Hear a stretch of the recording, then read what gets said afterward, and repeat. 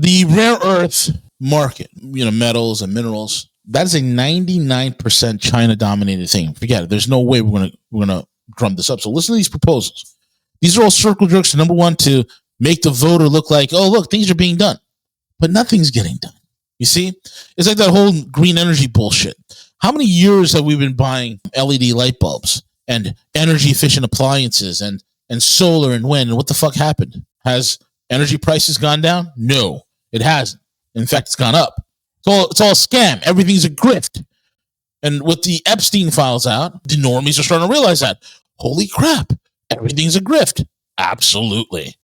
So it is all an illusion? V the Guerrilla lays it out for you here at ESW. Good morning, good evening, good afternoon, folks. It is the one, the only, the notorious V the Guerrilla coming to you not from Manila. We are the Thrillers right here on ESW Rogue News. And you can find us over at ESW or ExitStrategyWorld.com. And ESW Rogue News on X. We're everywhere you want us to be, plus a bag of chips. We're on every single podcasting app known to humanity, every platform. We're there, baby. We are there.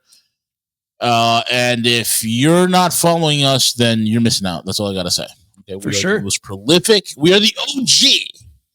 The OG. Most prolific, most powerful geopolitical, geostrategic, geoeconomic news show on God's green earth. And with that being said, I'm flying with my main man, my co-host, the one and only Algo Cowboy. What's up, buddy? How are you? Good. How you doing, bro? Well, that's another day, my man. It's an interesting news cycle. I think there's a lot of crap. I mean, as normies find out about Epstein and all the other stuff that's linked to him and whatnot, and it's all stuff we knew. If you've been following Rogue for a while, you knew about this character and you knew about the human trafficking and all this other stuff. It's nothing new under the sun. But it's great that the normies are finally finding out. So at least with that, I'm happy about. So that's the silver lining for me, man. Yeah, it's tough when you've been ahead of it for so long, and then you have I've got buddies who were making fun of me like 2 or 3 years ago. Oh, the pedo elite, and then it's not so much of a joke anymore, is it? It's not so much of a joke anymore. This whole pedo elite thing, it's a reality, man. It's an absolute reality. I'll tell you what's a reality is your job disappearing. Yep. The dollar diminishing over time. Yep. And you're going to have to find a hustle. We know a couple of hustles, V. You got any hustles you want to mention? The only hustle, there's lots of hustles out there, but the only hustle that's going to be there, and it's going to be the last shoe to fall, is going to be the equities market. That's the last shoe to fall. And whether the market's up, whether the market's down, if you know how to capitalize on that, if you know how to pickpocket the market in and out, as the market's going up and down, then you're going to come out winning. That's the power of compound interest. That's the power of real winning. Okay. And of course, I'm talking about our paid affiliate, algofactory.tech. And guys, I'm telling you right now, click the link in the description box. Take advantage of that free algorithm. Super important. And guess what? Both Nick and I are there every single day, every morning. And we're giving you not only some very important news that's not even shared anywhere. That's number one. And number two, the other thing is we not only teach you how to trade, but we also teach you how to build the algorithms that trade on your behalf 24 hours a day, 7 days a week. So take advantage of it, folks. Take advantage of it. With that being said, also, I guess we can get into the news, man. We could. I mean, look, here's the deal. We work pretty hard here to bring you the stuff that we have brought for, I've been involved since 2017. V for, I don't know, since you were 17. That was 7. You were 7. But the kind of hard work, if you like what we do, then what you're going to want to do is hit the subscribe button, because 60% or more of the people who come back and watch us on a regular basis are not subscribed. And I don't know why. Actually, I do. I'm a very prolific YouTube listener, right? I listen to a lot of podcasts, and I find myself like, hey, I haven't subscribed, right? Then you got to be careful how many subscriptions. You don't want the bell dinging every day. But if you like what we do, subscribe, because it helps push us out, helps get the info out. So please do that. Yeah, absolutely, man. Absolutely. With that being said, So where do you want to start? I mean, there's certainly a lot to talk about. Well, a lot of people, you got to understand I've been warning for years, and I've been warning about it. My, colleagues like Charles Hugh Smith have been warning about it. Guys like Jim Willie have been warning about it. I'm one of the original three that said, and it was me, Willie, and Charles Hugh Smith, years ago, back in 2013, and even before that. One of the things we always said is, as the Endgame is played out, equity markets are going to rise higher. We're going to see sky high Dow, and we're going to enter a place where both not only the market itself, but the equity market and the commodities market are going to be moving in lockstep, where you're going to see high gold and silver prices. Price on commodities are going to go up, and equities. And this is going to be one of the ways that a lot of the inflation and a lot of the detrimental effects and damage that's in the market is going to be kind of sloshed over with this fake liquidity. And that's what they're doing. We're in a solvency crisis, the likes of which we've never seen before. And what you want to do is you want to create as much fake liquidity as possible. One of the greatest ways of creating the illusion of fake liquidity is higher and higher equity prices. And we're seeing that play out. Many, many years ago, I coined the term monetary hypoxia. And that's exactly what's occurring is the dollar index climbs higher and higher, and the market implodes up, not so much as a crash down that everybody's expecting. So the central banker, no matter who the freak the central banker is, whether it's the new guy coming in or it's going to be somebody else in a few years, it doesn't matter. It's completely irrelevant. Whatever occurs with the equity market itself, the Fed manager, he's only limited to a limited bag of tricks. Okay, the chairman of the Fed and the Federal Reserve itself has a limited bag of tricks. You can cut interest rates, you can raise interest rates, you can constrict capital markets, you can expand capital markets, you can buy back securities, you can whatever. But it's very limited. And right now it's in the end game. We are in the end game stage of this whole entire thing. And the only thing that we're left to do as a country, as we enter late stage collapse, the only thing we can do as a country as we are coming towards the end of all of this is basically continue to LARP, because the only thing we have left is our financial markets. So all this talk about American industry and manufacturing, if you've been following us for a while, that's a bunch of that's a fantasy. That's a fantasy. It's never going to happen. We don't have those raw materials. We don't have the supply chains. It takes decades to build efficient supply chains. It takes decades to build manufacturing and to bring it up to speed where you have a proficient and knowledgeable working class that is able to take advantage of the manufacturing infrastructure and actually create incredible products that compete at a very global level at a very fair price. We are not capable of doing that. So the United States continues to LARP. We're a speculative economy. We're a fire-based economy, finance, insurance, real estate, right? We're not a physical economy where things are based upon physical production, real tangible assets. We left those things behind because we thought, hey, you know what? We don't need those things anymore, right? And so here's where we are right now. Recently, let me bring this up. The U.S. continues its LARP. We had Marco Rubio. Narco. I'm going to call him Narco. Narco Rubio. Okay. Narco Rubio, little Narco. He was over there. U.S. proposes critical minerals trade bloc aimed at countering China. Where do I begin?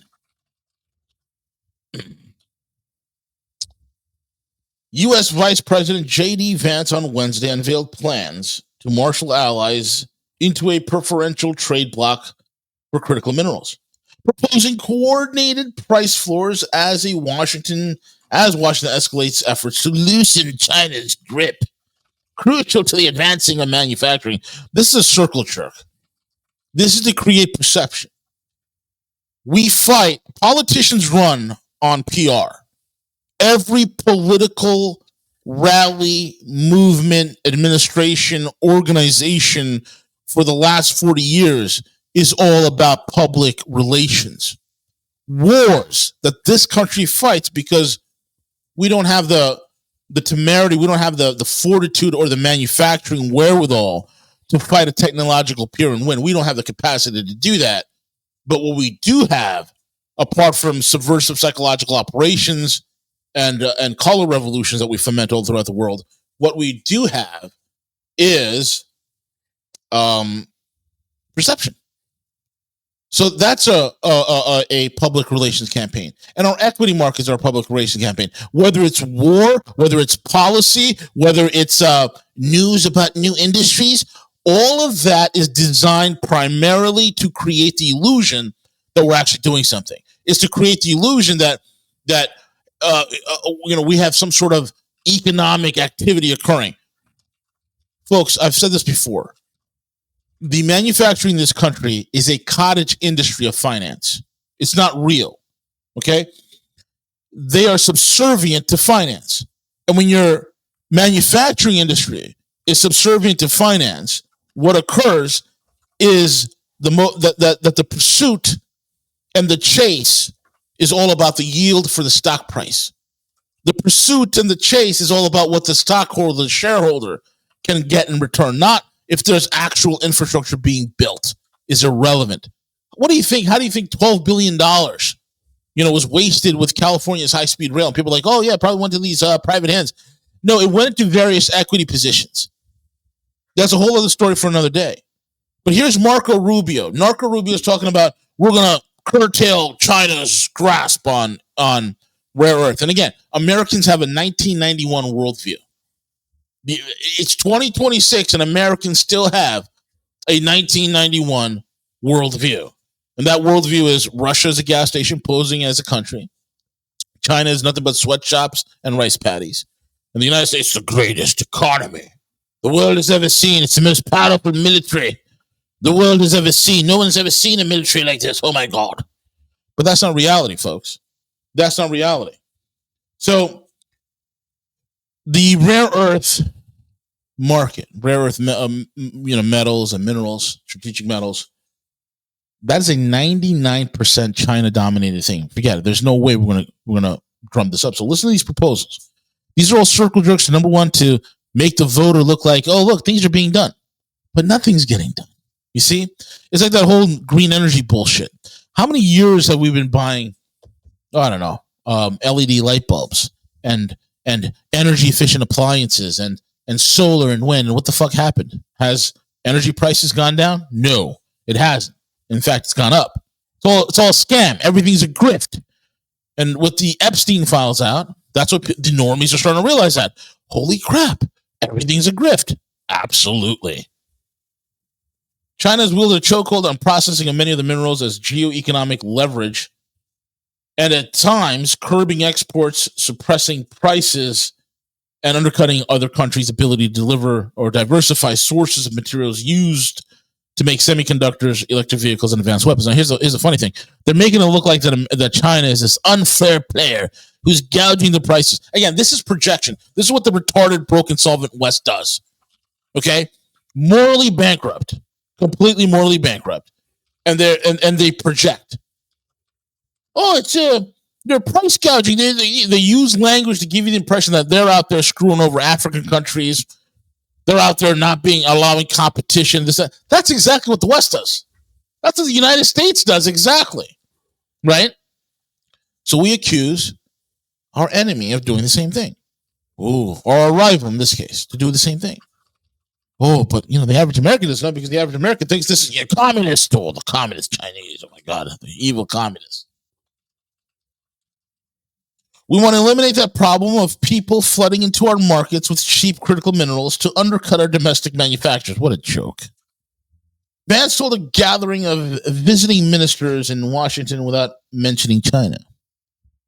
Because after all, Vance is the one who says that the American lifestyle is produced by Chinese peasants who send their cheap goods over to us. Like this is the kind of retarded ass backward thinking that this moron, this moron is talking about. Okay. President Donald Trump's administration has put forward efforts to secure U.S. supplies of critical minerals after China rattled the saber and senior officials in global markets last year by withholding rare earths required by American automotive makers and industrial manufacturers. Trump on Monday launched a U.S. strategic stockpile of critical minerals. Another stockpile. That's what we're doing. We're stocking and we're piling. We have a stockpile of Bitcoin somewhere. We have a stockpile of oil. We have a stockpile of this, and nothing's happening. Quality of life is not even part of the equation. We're still in an affordability crisis. But don't worry, guys. We got stockpiles. We got stockpiles of gallium. Yeah. What are we going to do with it? Nobody knows. We have no way of processing it. The technology to process it is patented by the Chinese. We don't hold those patents. But don't worry. We got it. Yeah, we're going to really change the market now. We're going to give people choice. We're going to dig up rare earths and strategic metals in the most expensive and most inefficient way possible. And people are going to love it. And we're going to charge double what the Chinese charges. And people are going to go along with it. They're going to leave China for us because we're the greatest. This is the retarded level of thinking that our leadership has. It's incredible. And we do this only for the individuals and the companies and corporations involved could pump their stock price. That's it. There's nothing more than that. Cowboy, you want to answer that? No. Why not, Cowboy? I'm kidding. What is there to say? We have been talking about this on this channel for a very long time. Yeah. And if you don't get it by now, I don't know what to tell you. I mean, the reality is that there was a time when we manufactured everything. Yep. We manufactured anything from fingernail clippers to cars to anything else. And the reality is that the games that we played around the world with the dollar, I mean, it's a very complex economic picture, but the reality is that it's just too expensive for us to manufacture stuff in this country. And the only way that's going to get fixed is just some form of collapse. So if you don't understand that, then you don't understand economics, and you will just go ahead and, continue to believe that your pensions are okay and they won't be melted away by inflation. So we've been talking about that here for a long time. And if you want to keep the people happy and think that their retirement is safe, funds SAFU, well, okay, go ahead and do that. I wish you the best. If you think that there are things to invest in, then invest in them. I mean, find a place to put it. Sure, the market might be fake, but you can make some money in it regardless. Just understand that, like, betting on something long term that doesn't have anything real behind it, it just doesn't seem like a wise idea to me. That's all. Yeah. Well, here's another one, man. Speaking of rare earths and strategic metals and whatnot, let's talk about why Ford had to write off $22 billion. Let's talk about how GM has lost also several. I think GM lost like 12 billion or something like that. It's astronomical numbers. Stellantis getting kicked in the nuts. And for those that don't know, Stellantis owns Ram, Jeep, Dodge, Chrysler, right? Kicked in the balls. Porsche, my favorite sports car manufacturer on God's green earth. 99% loss in profits, bro. All of which was following an EV strategy. It's incredible how this is completely backfired. And you have companies right now like Stellantis that, hey, you know what? We're bringing back the Hemi. The V8's coming back, right?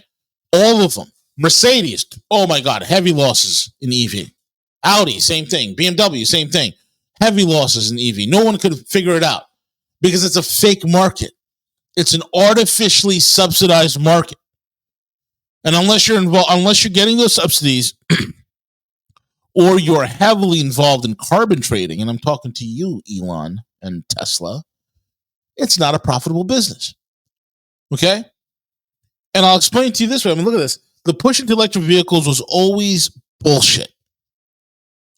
Sold by many, especially on the left, globalists and other morons who don't know shit from Shinola when it comes to science, mathematics, and real physics and technology. Don't know any of it, but only feel good things like we need more wind wheels and we got to stop global climate change and all this other BS. There is all sold to us as a move that would future-proof America and Europe's legacy automakers and save the planet. What a bunch of bullshit. The only ones who made out like a bandit during this EV collapse are the firms that were involved in carbon trading. And the way carbon trading worked, folks, it's very simple. If I was to make, let's just say I'm Stellantis, right? And I use them as a perfect example. Stellantis have the Hellcat.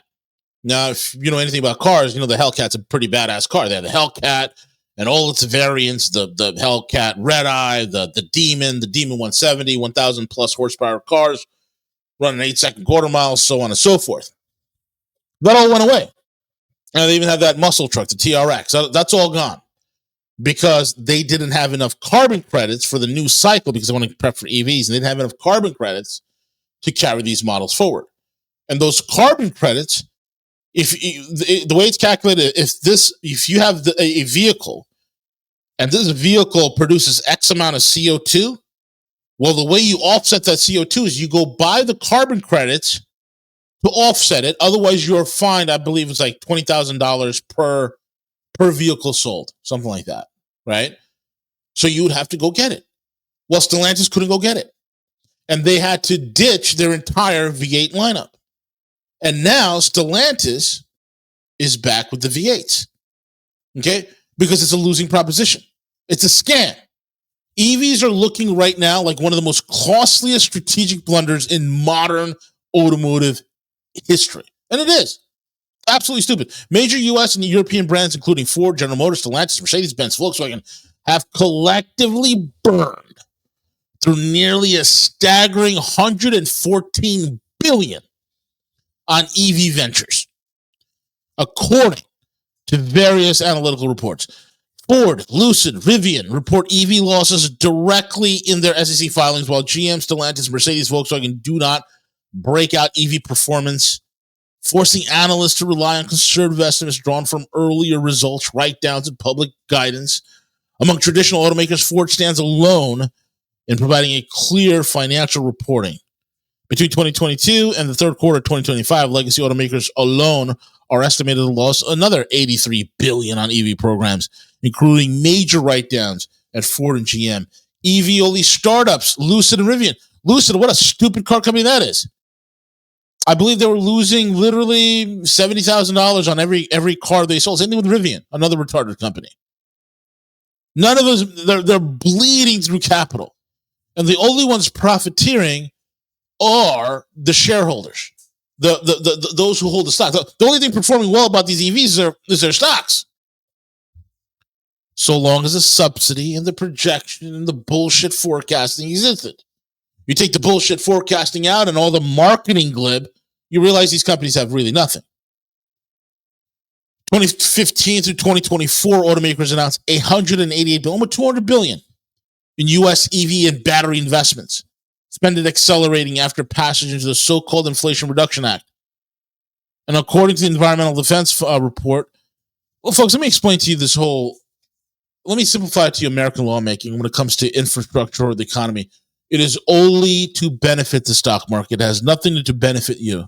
That's why the Inflation Reduction Act did do jack shit for reducing inflation anywhere. It has everything to do with higher and higher stock prices. U.S. EV sales briefly spiked in the quarter 2025 as buyers rushed to capture $7,500 federal tax credit before it expired on September 30th.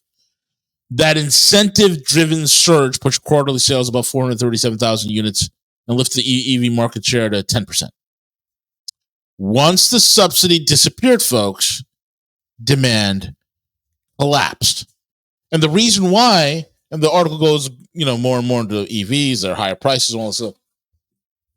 We do not have the type of infrastructure for EVs in this country, and we probably won't for a very, very long time.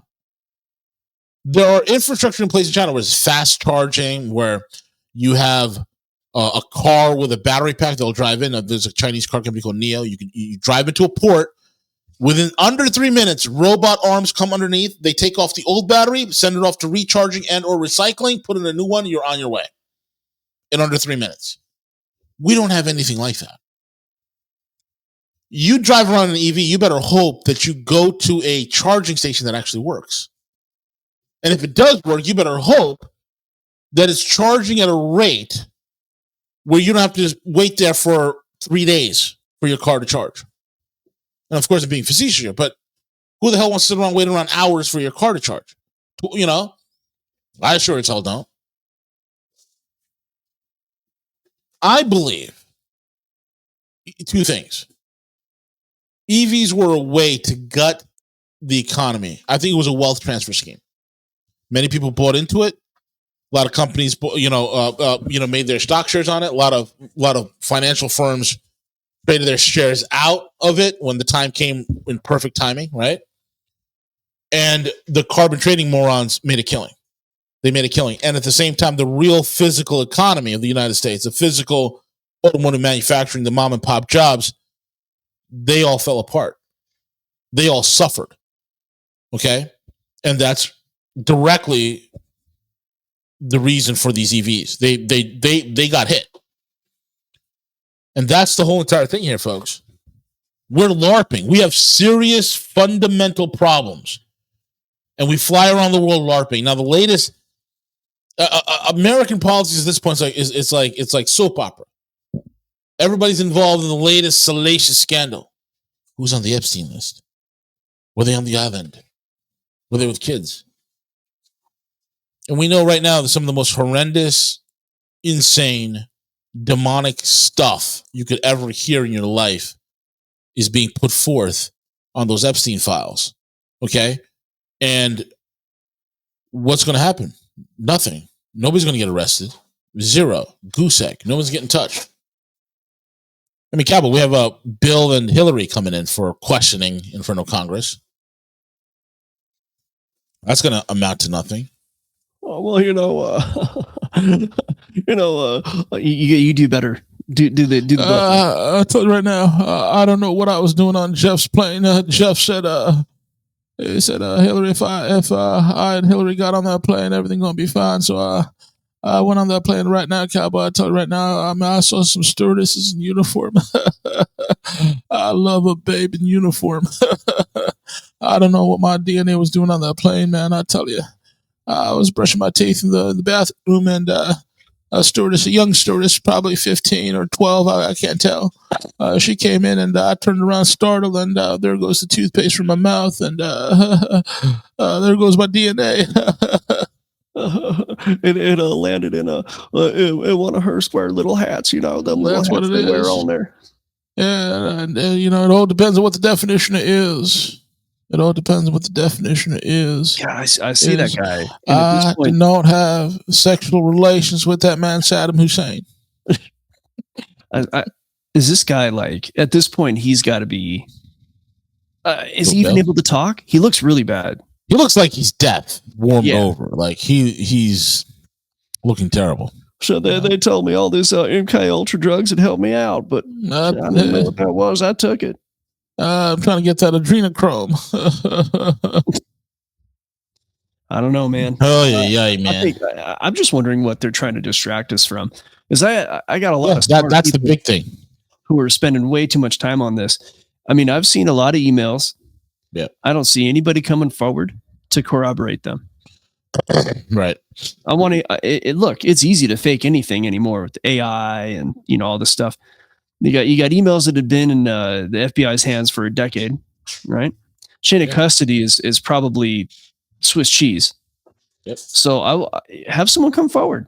You're talking about 3 million emails, and I guarantee you, let's just say half of them are true. That's 1.5 million emails. That's 1.5 million people that it might have been 10 times. So now you're looking at 150,000 people at least involved. We can't have one come forward and corroborate. No. But like maybe half of them got killed and eaten. Okay, fine. You had 75,000 people. One can't come forward and corroborate. Right. No, I can't do it, Cowboy. God forbid. God forbid we see justice in our time. God forbid. And then you have Ashley Biden writing in her diary that she took inappropriate showers with her father. It's crickets. Well, that's totally normal, bro. Yeah. I think a lot of people are looking for, and I'm not saying I'm not saying these things didn't happen. I think Jeffrey Epstein, what's her name? Ghislaine Maxwell's in jail. She did something. We're not allowed to know. Like, how dare you? Yeah. She's that poor innocent woman. She trafficked to nobody. What are you talking about? She trafficked to nobody. So we have all this, and we have Virginia Giuffre, and God rest her soul. She what did she meet, a nail gun or something? She's not with us anymore, and I doubt that was an accident. But hey, I don't know. So she got terribly that's ill. The one person that we know. Maybe a few more. I think we had a few come forward about Epstein. A handful of females. I hope they're all still alive. Yep. Where's the rest? Where's the rest? Indeed. Where's the rest? Where's all these thousands and thousands of people? I'm not saying it didn't happen. I'm saying if you're going to put these files out, have someone ready to corroborate, make some cases, put some people in jail. Why did you put the files out? To distract us from something. There's no doubt about it. To horrify us, to demoralize us, to let us know how vile these people that rule over us, because they know that America's going to do nothing. Dude, we saw a kid get his neck blown out live on television. And what did we do? We went to work the next day. We don't even believe the official explanation from the FBI. But what happened? And this is why the left is more committed. Right? They're more committed because they believe the end justifies the means. That's why they're out there and promoting all sorts of violence and whatnot. It's incredible.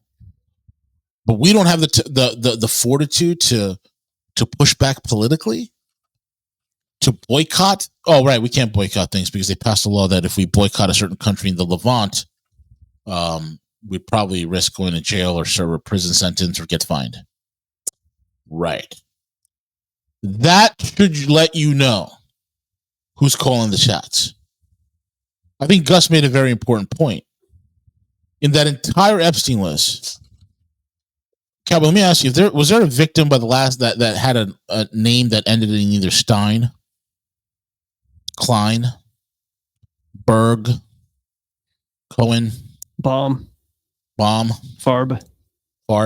Not that I've seen. I mean, I haven't read through all 3 million documents. Oh, okay. Me neither. I haven't seen that either. It just seems like a bunch of goy kids, right? By the subversive nation from the Levant, calling all the shots. And that's what you get. Because always remember, you're cattle. And America is nothing but a giant golem. We're the dumb ox who are supposed to be doing the bidding of these satanic pedophiles. And that's it. That, we can't answer anything else. But but here we are. We're dotting the T. We're dotting the I's, crossing the T's, paying our taxes, doing what we have to do like law-abiding citizens. And this is one of the most demoralizing things I've ever seen in my entire life. Like, they're flaunting it in our faces to the point they're rubbing it in our faces. Well, I think they're flooding the zone too. I think they're putting in. I think they're putting out all of the files along with a bunch of spurious stuff. And I think the most salacious of the stuff, the thing, whatever it is that gets a spotlight, is probably going to be fake. And then all the the Candace Owenses or whoever else in the world who's going to report on the major fake story, whatever it is going to be ridiculed. I think they're planting all kinds of stuff. I think it's, and again, I think there's more than one reason that they're going to do everything they do. There's always a whole bunch of reasons that they're going to find a way to benefit whoever they may be. Right. But I'd say the best thing to do is ignore it. I mean, if you want to be productive. Absolutely. Because ain't nothing going to happen anyway. No. I mean, the thing to pay attention to is the thing to pay attention to. You read it, you see, what there is to see. Yeah. And you hold it in like, okay, maybe this is possible, maybe it's not. For me, it's going to come down to what's easily corroboratable. You got a bunch of emails that if the feds had those emails, then okay, maybe the feds could say, hey, this one's real, that one's real, right? And that's corroboratable. The stuff I think is corroboratable is the less fantastic stuff. People talking about, oh, we're going to go to this party. Oh, are they going to be any of these people there? Oh, yeah, they're going to be there, but we like those kind. Like, those kind of conversations, to me, it's like there's an awful lot of that. And there's really nothing illegal when you're one group of people talking bad about another group of people. It doesn't look good. Yeah. But no, that's the kind of stuff. It's like, okay, those emails are pretty tame. There's really no crimes being committed, but you get to see how one particular group of people considers the rest as a subhuman species. And I think that might be the real story, rather than, Donald Trump took turns SAing these children and then took a hand cannon and pink misted their heads. Like, really? Do you believe that? Mm-hmm. I think that's kind of fucking stupid, honestly. Like, Donald Trump's a gazillionaire. Like, there's no reason for him to do those things. Even if he wanted to do those things, you would never be in a situation where anybody found out about it or could prove it. Like, some asshole wrote that. I mean, one thing I know about Trump is this, being from New York, one of the things that New Yorkers know who follow this guy for a while is this. Trump was so paranoid about electronic trails, even in his real estate days. When he was investigated several times, people were like, how come you don't have any email? They can find nothing on him on email and anything else. The reason for that, if he wanted to communicate a message from one building to another building, from one colleague to another colleague, from one business to another, he sent somebody. A bike messenger, courier service is what he would use to go ahead and get that message out. So, that's mafia. So, that's old school mafia. That's old school mafia, and that's how he learned it. He in order to get to the top. I'm not saying he's involved in mafia or criminal businesses, but you got to understand the nature of the beast. You had to be. If you were in New York, if you were Manhattan, growing up in New York in the 80s and 90s, you want anything done. You want a building put up. You want construction materials delivered to your work site. You want the trash and the recyclables picked up. You're dealing with the mob, my friend. Yeah, and I'm not saying he was mafia or did anything illegal. But it's just dealing with the mob. It's just the nature of the beast. You have to. You're dealing with mafia, mob-owned businesses. You just have to, because they control the entire supply chain. So there's no way for you to do anything without rubbing elbows with the mob. You just have to do it. It's the nature of the work, and that it is what it is. That's just how it was. Anyway, Cowboy, the market took a dump, and it looks like nobody's buying the dip for once, Cowboy. What's your take on that, man? I mean, let's take a look. Oh yeah, look at that. This only happened in the last, this morning, right at the open. The market, the NASDAQ I'm looking at from 25.4 down to about 24.8. So if I were to just kind of go from yesterday's close, more or less, to, that's like 3%.